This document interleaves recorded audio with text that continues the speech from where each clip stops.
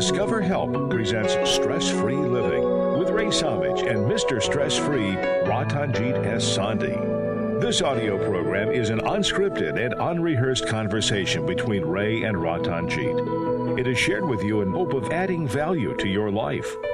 We encourage you to listen to this program in its entirety to receive the full impact of its message. Sit back, relax, open your heart, mind, and soul to this edition of Stress-Free Living. This is Stress-Free Living. I'm Ray Samich, and I'd like to introduce everybody to my longtime dear friend, colleague, and co-host, Ratanjit Sandhi. Ratanjit, how are you today? Wonderful, Ray. How are you? I'm excellent, thank you. And excellent personally, but troubled socially in terms of what is happening in our country, especially, but even around the world. And that's what has provoked us to talk about this particular topic today. Before I do that, I do want to welcome all of our listeners and viewers, no matter how you are with us. We have so many different ways technologically today. You might be catching us live on the radio or on a stream, internet stream, or you might be catching us after the fact on our YouTube station, which is Stress-Free Living Radio on YouTube, where we have many, many of our shows posted. However you are catching us, being part of the show, we welcome you. And we also want to invite you, because we do have a number of people that join us every week live on our Zoom channel, so that you can actually interact with us, especially during the breaks and before and after the show. And we've been doing that again today, and really enjoy seeing the faces and interacting one-on-one with so many of our wonderful audiences from all around the world. So if you'd like to be a part of that, then check in with us. You can email us or Facebook us, and we can give you that Zoom link so that you can be a part of that special audience that's with us each week. Ratanjit, let's get back to the topic at hand. Everywhere we turn, there is violence, and it's in wars, crippling, devastating wars around the world right now, especially in Europe.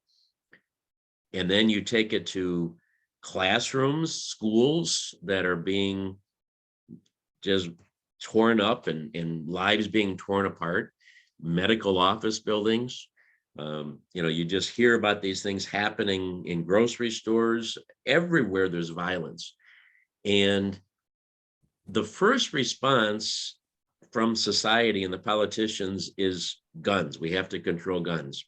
And this show is not going to be about whether we should control guns or not. That's not the topic at hand, because I think that's a great topic, and it needs to be discussed, and it needs to be analyzed and processed and figured out. But to me, it even starts before getting a gun, before getting a knife or getting a grenade or getting a bomb or anything else that you're going to use to be violent, your fists. Why are we so violent? Why do people get so angry, get so emotionally charged up that they want to hurt other people, even innocent people, even children that they don't know? And that's why the question of the topic of the show is it in our DNA? Are we prone to be violent, and we spend our whole life suppressing that? Or are we prone to be friendly and loving, and something makes us violent? What do you think? But Ray, this is we'll go through history where how all this thing has been discussed and has been evaluated. Early anthropologists, biological anthropologists like David Currier has believed that we are genetically designed to be violent. But the thing what you said, I want to go back to that. So keeping the gun outside, we have so much domestic violence. There are people who come home after frustration or in the job and all that. They take it out on their innocent children. They take it out on their spouse. They take it out on themselves. So violence is there in different forms. Many times we don't see it reported in the news because somebody has not died, somebody has not pulled the guns, or so. And we have seen that we end up harming the person many times we love dearly. Many times in the direction of committing suicide or anger violates and flares up in such a way that we kill anybody around us at the same time. So now going back to understand this, our topic is violence in our DNA. So let's first address that question. Now, David Currier, who was a biological anthropologist, in his research, he says, going back to how human beings were formed, he says, none of our primate cousins have the ability to form a fist. So on other portion, so eventually the human being evolved. So we have hand, which has now become a weapon. So our foot posture is an adaptation for fighting. The man's more robust facial features have evolved to withstand a punch, and so on. So he proved all that according to him. So he believed that violence is in our DNA. Now, as we go further, then the cultural anthropologists like Waterston, he says, a society that adapts and is adapted to violence tends to produce it. And so it is a cultural and social element which comes out into violence. So ultimately, today's scientists believe that violence is not because of our DNA. Who we think we are matters. We are at peace more than we are in conflict. We must realize this.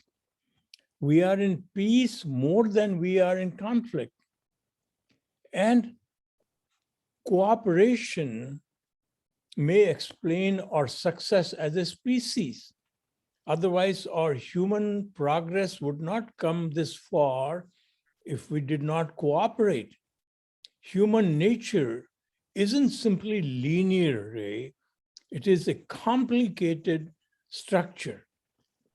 And we can be competitive at the same time, we can be aggressive, and we can be kind, we can be passionate, we can care for other people. So all these things are within us. So ultimately, it boils down to that how we are brought up, how our society, culture is. See, ultimately, we must realize we are basically part in fear and greed and ego. So either our violence stems from our pain and suffering, or it stems from our ego, that I want to dominate somebody, I want to be better than somebody. Now, look at this war in Ukraine. So there is one dictator who wants to, he's not in pain. Putin is not in pain. He's part in ego. He wants to possess, he wants to dominate. And innocent people are being butchered and killed. So anytime, we have known that anytime you feed this ego, and ego becomes such a monster. And ultimately, it is via the route of control, and power. The more power you give, that's why dictatorships are, all the dictators we have seen in history, they have instigated wars. So democracy temporarily gives power. And then if you abuse the power, your power is taken away. So we have a system which works, that it addresses our human weakness of ego, fear, and greed. So my belief is it is not DNA, it is how we think, who we are at a given point in time. You have just given us so much information and so many different branches of the trees, I like to say, that we can go down. You started talking with domestic violence, and I'm so glad you brought that up, because that is probably the most prevalent type of violence that exists in our world. The mass shootings are horrific and the wars are catastrophic, but domestic violence is happening pretty much every minute of every hour of every day somewhere around the world. And you're right, it doesn't get reported anymore. And it's crazy. I was in, as you know, I was in local politics for many, many years, and they classify that entirely different in the reporting than they do from violence that happens in the community. If somebody takes your car, or they steal your purse, or they somebody is assaulted or something, that's considered one type. But then domestic violence, they it's not that they are not considering it, but they almost consider it like a part of the world now. It's a part of society, and that they don't count that in a lot of the crime reports, because they don't almost consider it crime. It certainly is a crime between the people involved, and it's terrible, but they don't even consider that like crime, because they feel that that's between two partners, domestic partners, or between a father and a son, and he hits his son. I mean, it's terrible to think of these things happening, but it has become so commonplace and so accepted that that isn't even considered the same type of crime as other crime is. And yet violence is at the core of that. And you ended up talking about power, and power of a guy like Putin.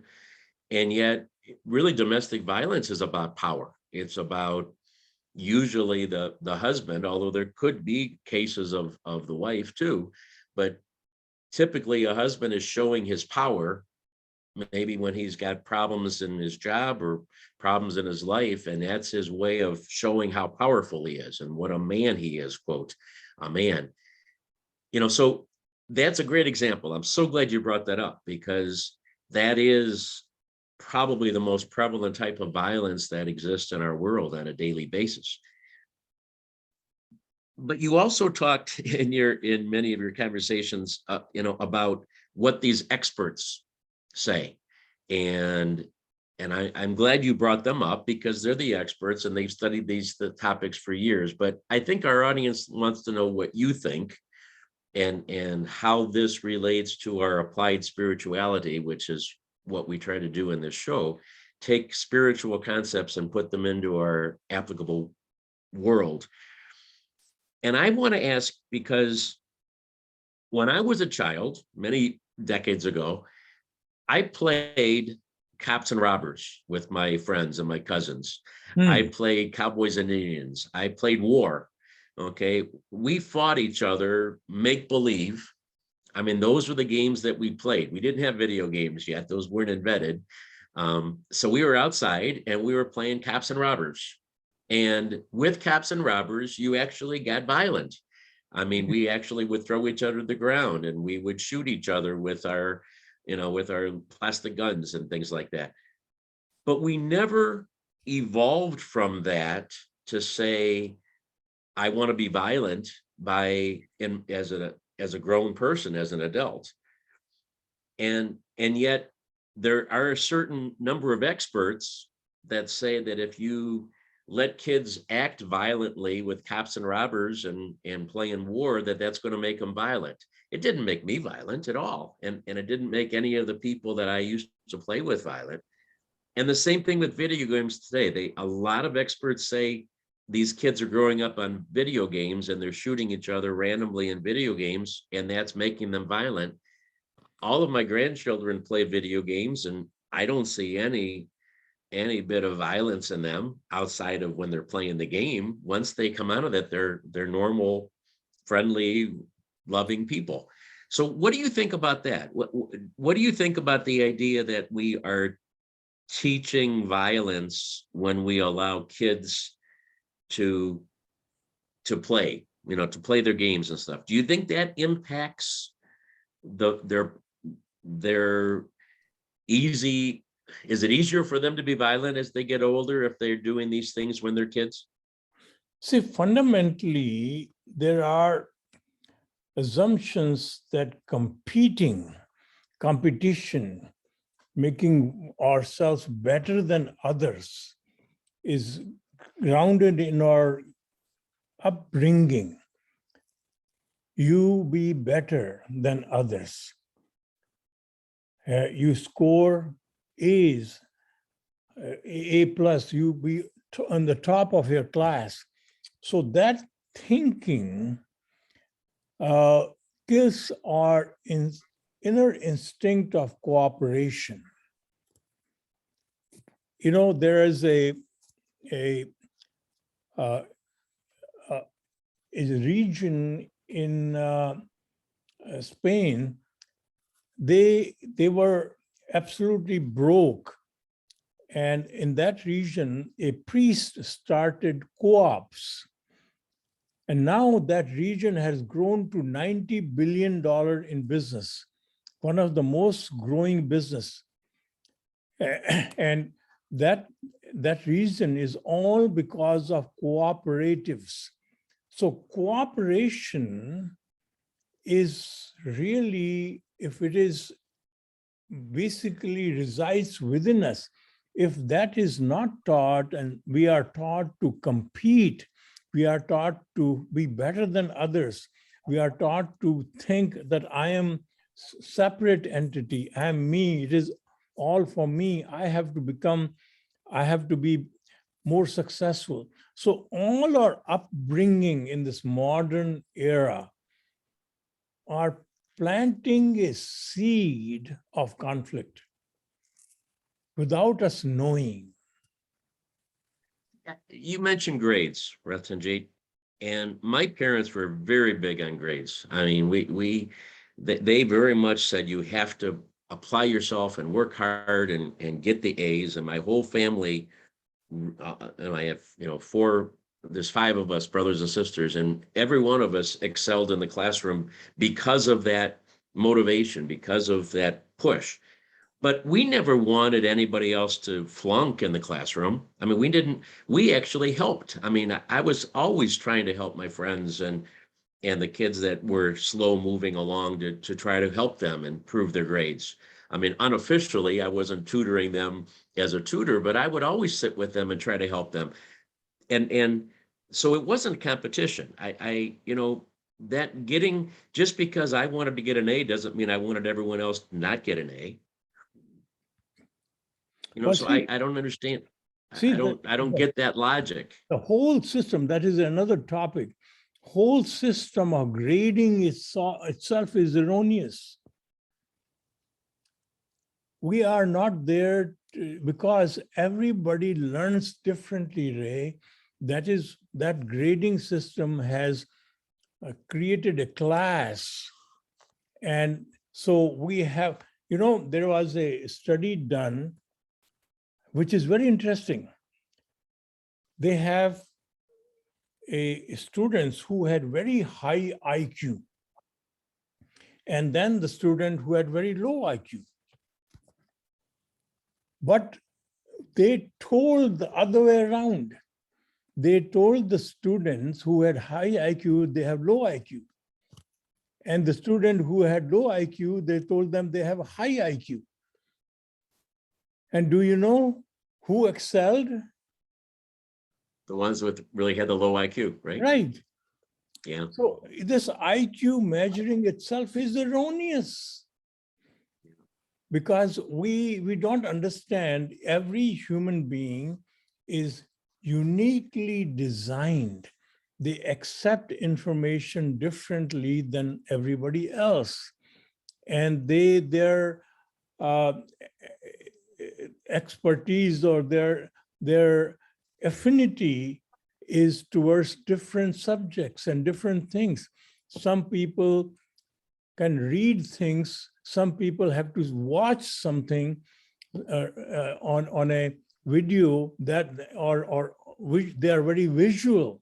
Some are very easily able to understand by listening. So everyone is different. And our education system has just one way of teaching everyone. So that is a good topic.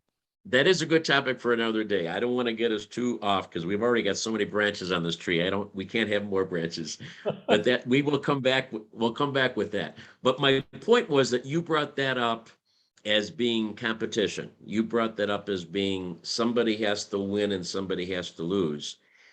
And cooperation is better. But my response, I wanted to bring that up, was that, just because I wanted to get an A doesn't mean I wanted everyone else to get a D or an F. Okay. So I don't think there was competition there. There's a college, there's a school and college in remote India. This guy started this school, and in that school, Ray, they do not accept any donation from anyone. They do not accept money from the government. And every student is becomes a teacher. So as they do not employ anyone, they all the work in the school is done by the student, whether it is cleaning, washing, or teaching, all that is divided into by the student. And they, when they give a test in the class, and suddenly those students who have lower score, the student with the higher score immediately go to the lower score student and teach them what they did not understand. So it is all about working together. And they score very high in the national competitions. They have leadership qualities, and they grow their own food. That is self-sufficient institution. Here we are spending close to $1 trillion on education, and we don't stand anywhere in the world in competition. No, you're right. No, there's definite problems with our educational system. We've done a lot of shows on that. We can do many more. Today, we are talking, though, about violence, and we've shifted away, unfortunately, from that for a little bit. We want to come back after this break, and you owe me an answer, Ratanjit. I asked about the child playing, the two children playing and playing war when they're little. Two kids on a playground that suddenly start shoving each other around when they're 4 or 5 years old. I want to know what you think about why we are prone to do that as little kids, and if that has an impact on us as we grow. Is it in our DNA that we are prone that way? And if not, how do we become that way? And how do we prevent us from becoming that way? Probably is the better question. This is Stress-Free Living. It's a big, serious problem in our society today, violence, domestic and otherwise. And we're going to see if we can analyze a little bit more. We'll be right back. All right, everybody, we have about 90 seconds. And if anybody has any comments, we welcome them.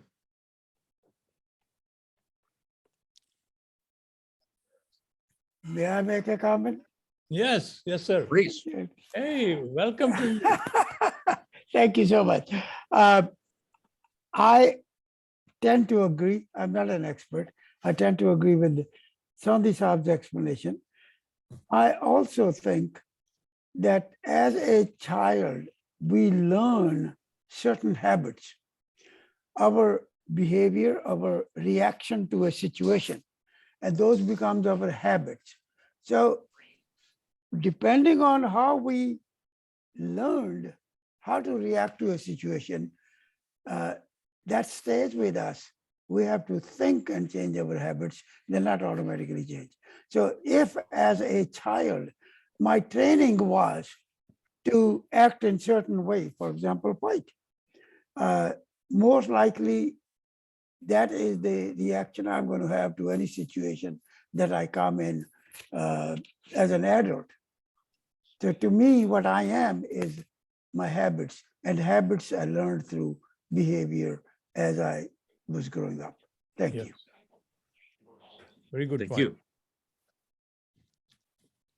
We will talk, I think habits are part of the conversation, so we will definitely get into that. Very good. Anybody else? We have just a few seconds.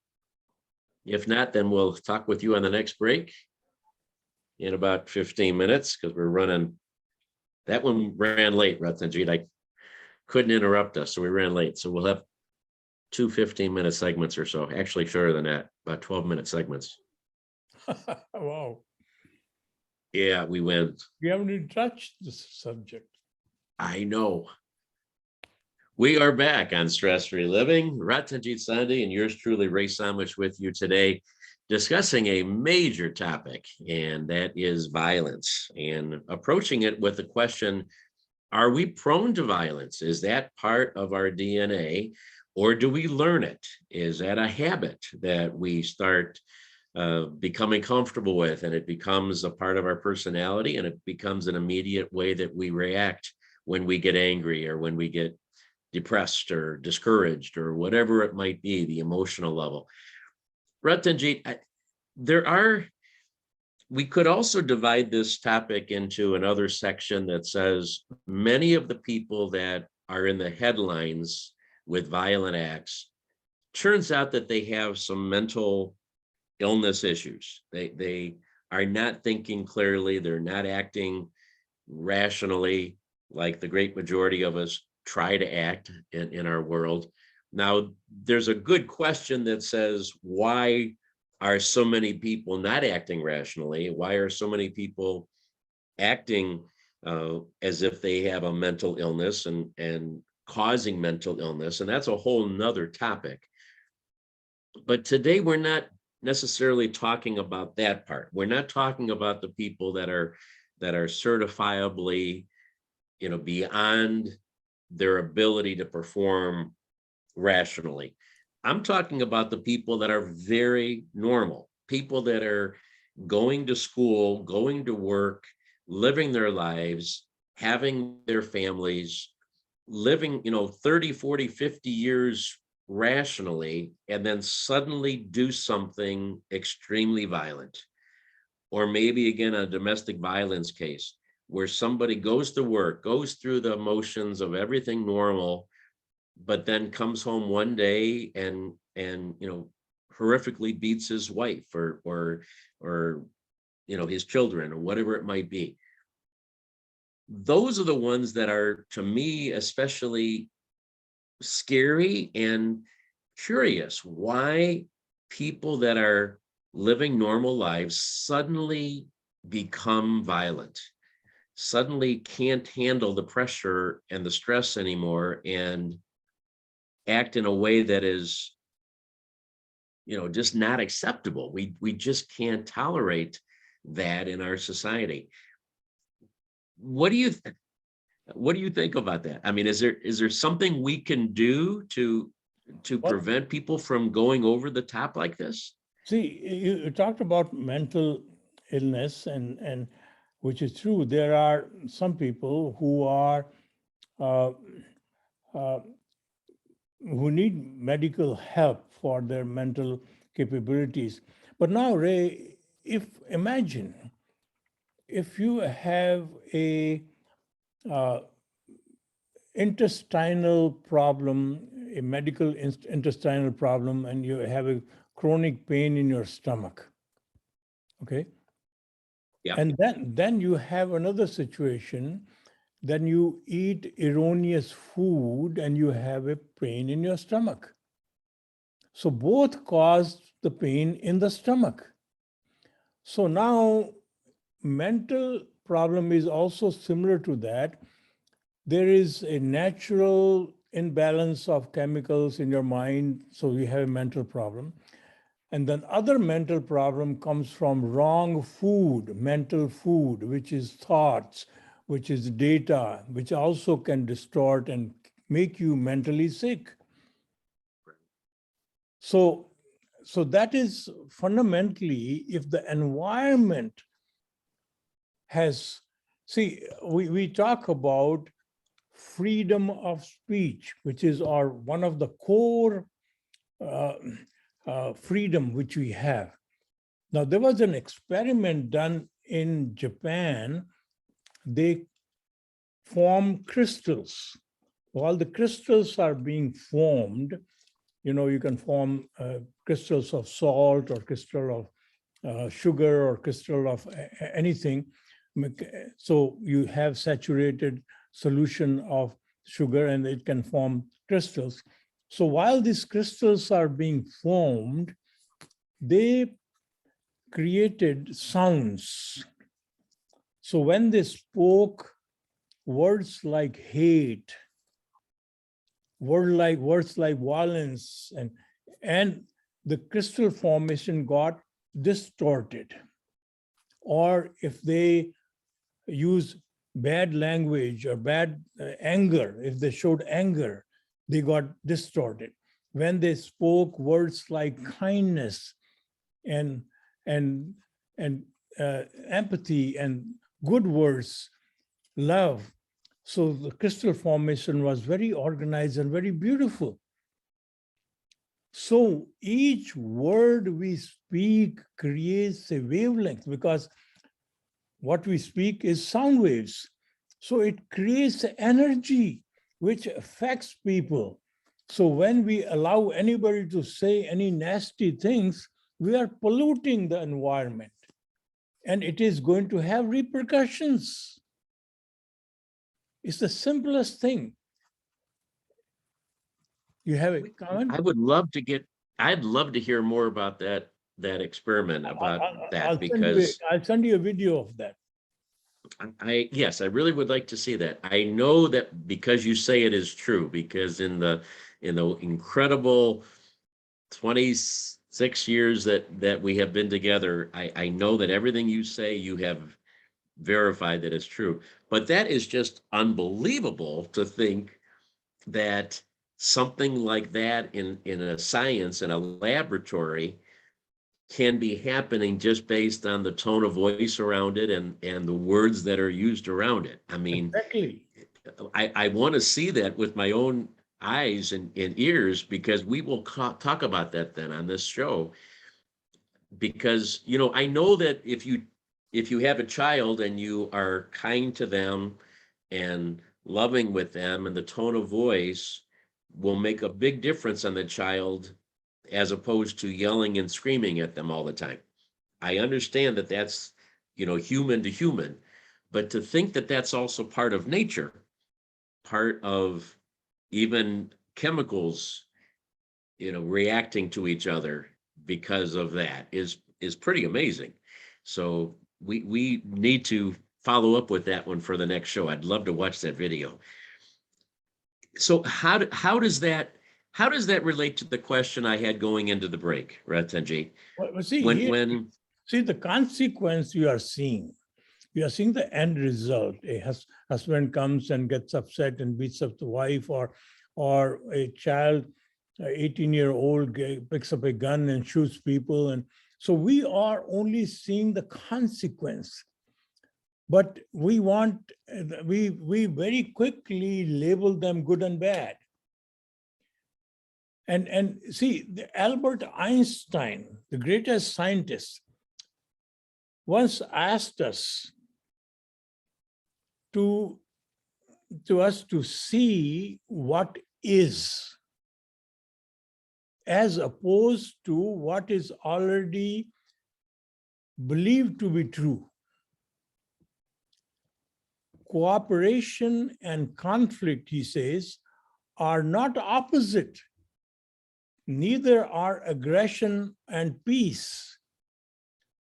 We can get to a lot further in our quest to understand being human if we discuss these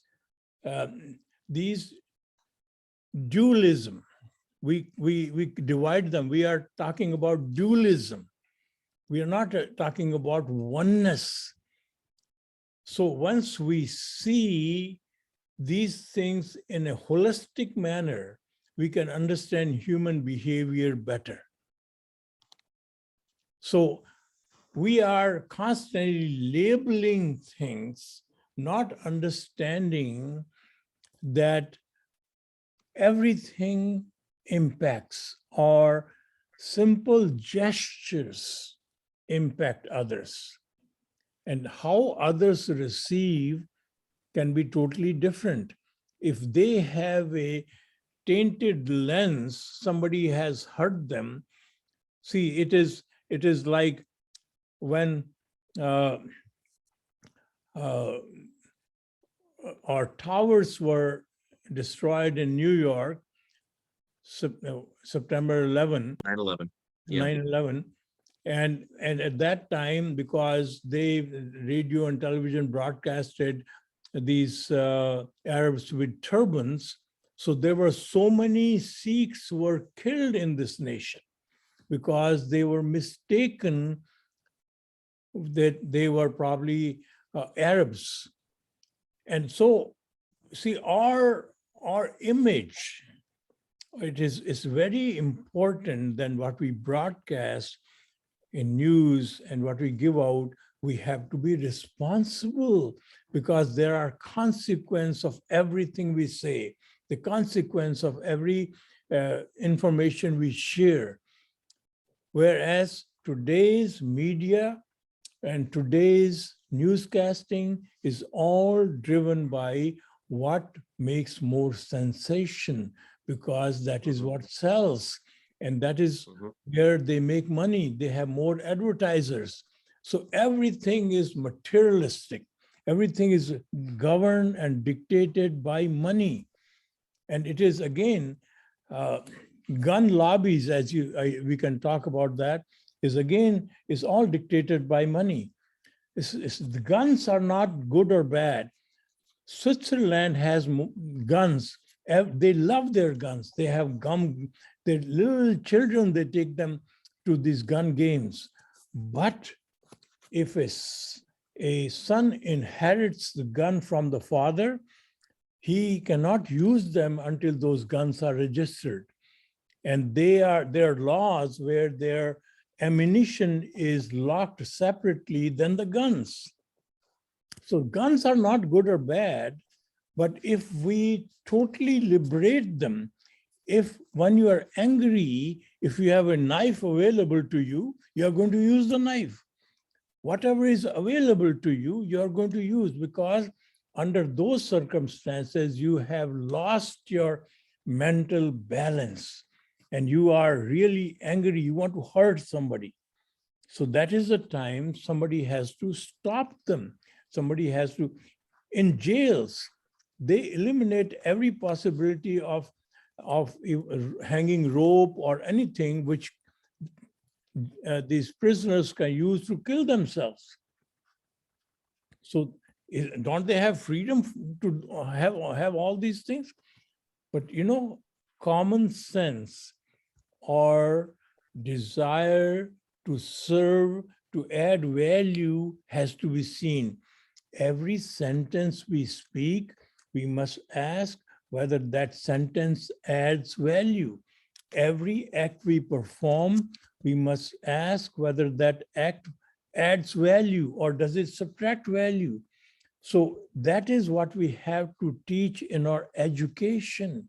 And education is basically get them on the path of constant learning, not to give them certain data which is compiled by somebody. We are all our thinking has been oriented towards making money. And that thinking has to be taken out of our society. I think you, again, said so many things there, so many important things.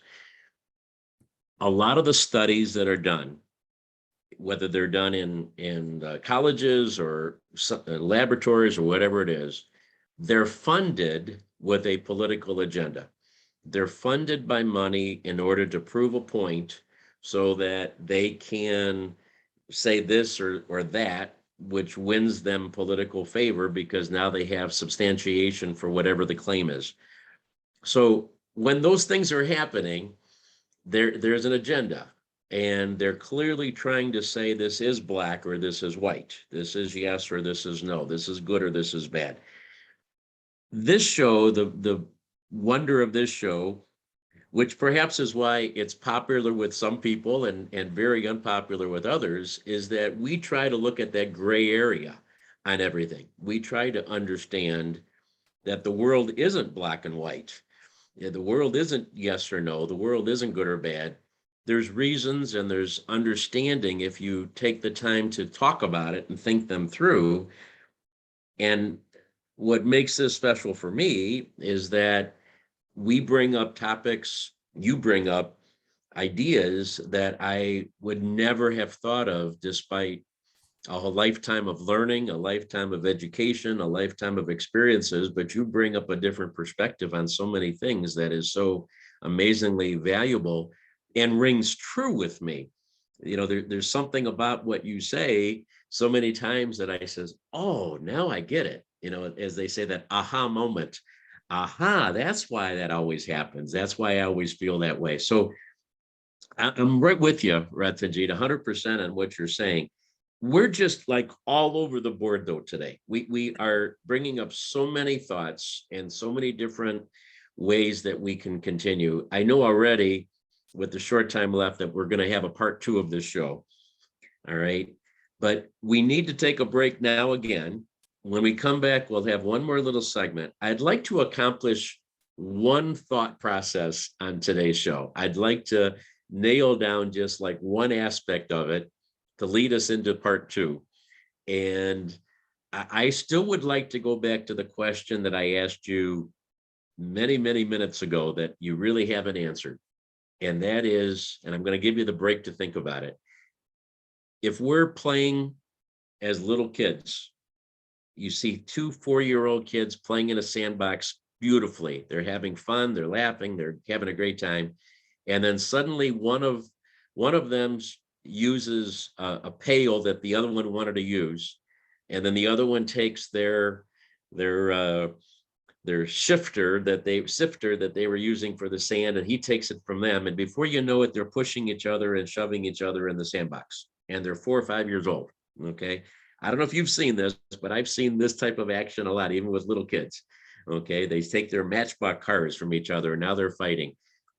Why do they do that when they're 4 years old? You know, we're going to come back and you're going to answer that question. Is that because of the surroundings? Is that because of what they're taught? Is that something that is within them that says you fight for what is yours, you fight for what you want, what you believe in? We're going to take a short break on stress-free living, and I want to get Ratanjit's opinion on that question. Why does that happen at a very young age between people? Is that a prone activity towards violence, even that we are exhibiting when we're not even in school yet? That's the question. We'll come back for the answer on this edition of Stress-Free Living. Stay with us. All right. I've asked that question 3 times, Ratanjit. I'm going to make you answer it today. In the meantime, does anybody have any thoughts for us in this 90-second break? Okay, our audience has any answer for that? Can I share? Yes. Right from the beginning, as a child is like a growing up, we are teaching them, our society is teaching them, this is yours, this is mine, this is yours. This is mine. Exactly. So here it comes, what's mine? And at 4 years age, they are trying to say, this is mine and this is mine. So therefore we are in some fashion teaching them ego, competition. And that's what's being displayed at that age. Thank you. Wow, that's wonderful. Great answer. Ratanjit, I think you're going to say that probably the same thing in a little, maybe different words, but the same way, huh? Yeah, it's Good. but All right. there is also a different level of insecurity in every person. There are people who are very intelligent, they're very sensitive. And if the child is very intelligent and they become, many of them become aggressive because of that thing. So each one handles the same information differently. Good. We got a couple of pats. We'll have about 8 minutes, brother. That's all we have left, unfortunately. We've talked too much. We've talked too much today. Maybe I have. Maybe I've talked too much today.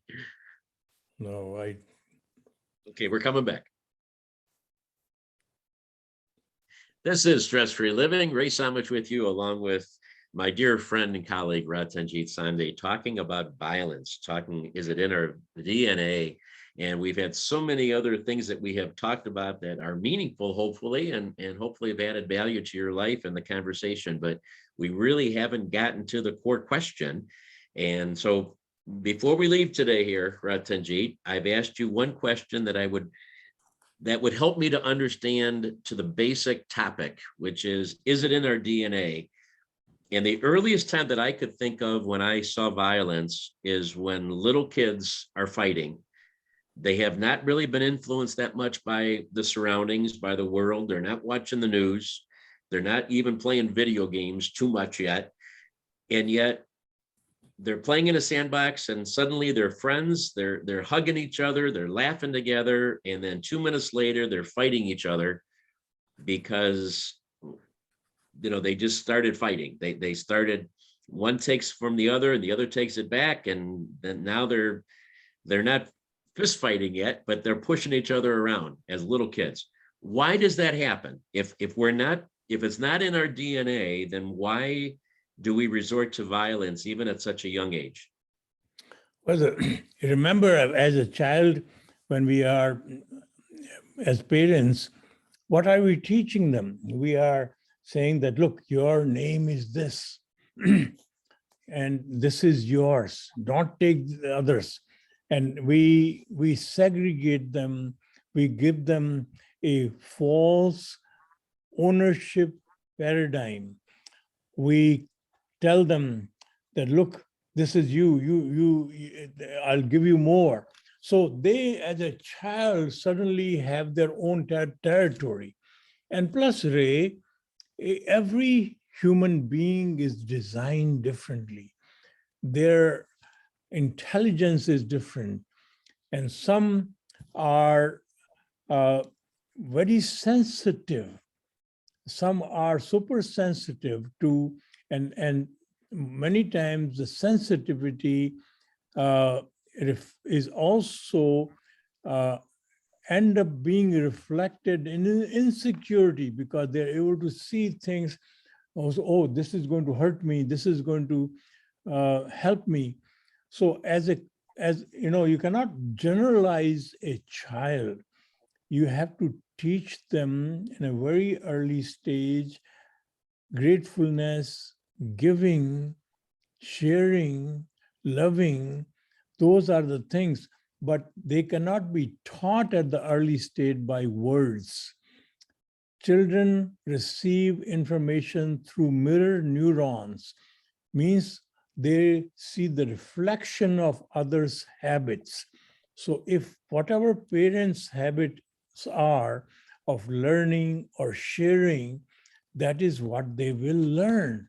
So if they practice kindness, loving, sharing, not speaking too aggressively, not shouting at each other, not fighting, so that is exactly, although some children we consider they're only a year and a half, what would they know? But they learn, they understand, they absorb what is being practiced around them. So all that is reflected into that little fight that little 2 years old or 3-year-olds or 5-year-olds have, right? Okay, so you said two different things that are both worthy of a few minutes and much more, but we only have a few minutes that we can spend on each. The first thought you said was that we're taught mine. Ownership. And I do ownership. So, this, I mean, even as a baby, this is your rattle, this is your pacifier, this is your outfit that you're wearing, this is your crib that you're laying in. I mean, we do lay that out to say that this is yours. And I guess, is it buried in there then that if it's yours, nobody else should have it? If this is your rattle, nobody else should have that rattle. If this, right? Okay, if this is your outfit, if these are your clothes that grandma bought you, then nobody else should be able to wear these clothes because this is yours. So is that the message that we're sending, subliminally almost as an infant? Imagine if we tell them that nothing is yours. Everything is in this world we share. So fundamentally, if you eliminate ownership in their mind, that would be totally different paradigm. But we don't say that. That is the truth. When you cannot own your own human body, how can you own anything else? Everything is temporarily allocated to you.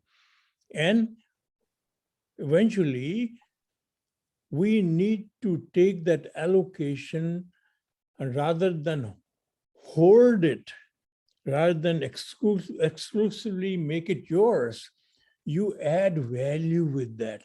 How do you add value as a child? You share it with another child. You share it with somebody else. And once they learn the joy of sharing, and when they also understand they don't own nothing, they cannot own anything, no parents have ever taught that. No, you're right. I mean, that is exactly the opposite of what we do. And I don't think we mean anything harmful by it. I think we're establishing kind of the laws that we think exist. And you're just blowing up those laws here with some of the guidelines that parents have taught for hundreds of generations. And the other point, again, just a minute on it, but the idea that every one of us is unique and that we generalize, and that you earlier, as Einstein said, we don't know what really is. We think what it, we see it as what we perceive it to be, not what it really is. Right. And that kind of goes in that same way. We think that every child is the same as an infant, and already there is a different DNA. Okay, there is a different likeliness. And so maybe what we think is violence, it is not violence, it's an insecurity, as you mentioned that word, or it's a different way of looking at things, right? And so, we put them into a class, you're either a class A, B, or C, and yet there's really unlimited number of classes of how people are. Right. And so, I think these are maybe a good basis, Ratanjit, for us to continue this topic in the next show, maybe launch from those two aspects of what we're teaching our children at a very young age and understanding what we have taught them, which perhaps is why they're responding the way they are as adults, or even as a 18-year-old that does unthinkable things. And then how we are as people, understanding a little bit more about who we are and who we ultimately are, of course, in the whole understanding of oneness. It is time for us to leave, though. I'm so sorry we didn't cover more of this today, and I feel badly for our audience, because if you were looking for answers here today, I think we've maybe just opened up and asked more questions, except I think we do know that violence is not in our DNA, but still the understanding of why we are violent, we need to talk about that much more. Ratanjit, thank you for your time and your wisdom and your love. Thank you, sir. Thank you. And thank you to all of our wonderful Zoom audience guests here, and to you wherever and however you are listening. We really appreciate you and hope that we've added value to your life. We'll be back again in this topic and many others on Stress Free Living. Remember, we're all playing the same game. Have a great day.